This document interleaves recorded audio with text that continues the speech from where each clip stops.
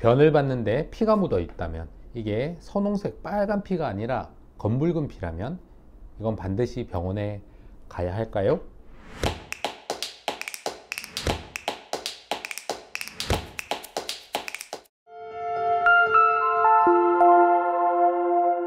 말 그대로 이제 선홍색 피, 그냥 빨간 피와 검붉은 피와 차이점. 보통 항문에서 나는 피 같은 경우에는 선홍색 피가 많아요. 그래서 환자들이 변에서 묻어나는 피를 가지고 병원에 많이들 오세요. 진료실에서 여쭤보는 게 피가 어떠세요? 피의 양이 어떠세요? 피의 색깔이 어떠세요? 얼마나 빈번하게 피가 나왔어요? 라고 물어보시거든요. 근데 이 검붉은색 피 같은 경우에는 특히 뭐 상부 위장관 아니면 대장의 시작 부위라든지 이런 부위에서 피가 났을 때 보통 그런 식으로 검붉게 피가 보일 수도 있습니다. 그리고 뭐 음식과 연관이 되어서 검게 이렇게 보일 수도 있단 말이에요. 진료를 하면서 환자들 볼 때 이게 항문에서는 전혀 피가 나는 것 같지가 않은데 검붉은색 피가 고여 있다 라든지 이런 식으로 되면 이거는 우리가 위내시경이나 상부 쪽 대장의 상부 쪽을 좀 검사를 해봐야 되겠다 라고 생각을 하는 경우가 많이 있습니다.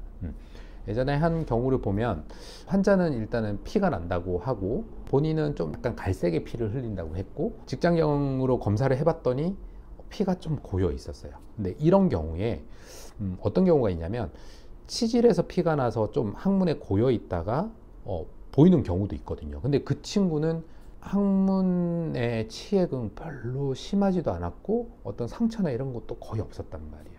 거의 없었는데 안에는 피는 살짝 고이고 비쳐 있었어요. 근데 나이가 되게 젊은 편이었기 때문에 이상하게 생각을 해서 내시경을 권했는데 본인은 스스로 이제 내시경이 필요 없다고 생각해서 안 하려고 하는 것을 강요를 했습니다. 강요를 했는데 그 친구가 좀 안 좋은 결과가 나와서 직장 쪽에 암이 있었던 결과가 있거든요. 그래서 사실 이 피의 양상이나 어떤 그런 것들을 봤을 때 우리가 이 피가 난다는 징후, 그런 증상은 상당히 어떤 질환을 감별하는데 중요한 증상이라고 할 수 있어요. 그리고 이거를 환자들이 당연히 알고 오시는 건 되게 중요한데 본인이 예단하는 건 좋지 않습니다.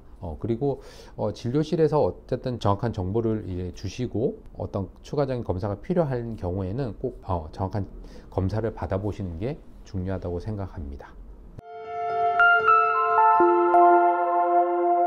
예를 들어서 심한 다른 쪽 위쪽에 어떤 문제가 있어서 위에 위궤양이라든지 이런 거 출혈 때문에 막 생기면 그런 것들 때문에 또 검붉은색 피가 날 수도 있고 사실은 장 쪽에서 어떤 용종이나 다른 문제 때문에 피가 날 수도 있고 염증 때문에 장에 염증 생겨서 생길 수도 있고 아주 다양하게 나타날 수 있고 그때마다 출혈의 양이나 이런 증상이 다 다르게 나타나요. 그래서 사실 피가 많이 나고 하면 환자들이 바로 병원에 가실 거예요. 응급실을 가시는 분들도 있고요.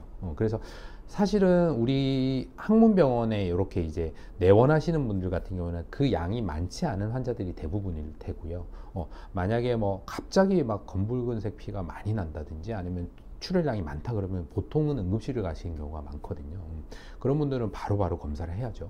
검사를 이제 CT부터 시작해서 응급 내시경 같은 경우에 할 수 있는 것이고 그래서 피가 났을 때의 질환은 너무 다양하기 때문에 소화기 계통의 질환뿐만 아니라 여러 가지 다양하기 때문에 사실 출혈의 양과 기간 이런 것 때문에 항상 이렇게 좀 유의 있게 관찰을 하시고 평소와 다른 어떤 증상뿐만 아니라 그 출혈 양상 이런 걸 보고 꼭 병원에 내원하셔야 됩니다. 네.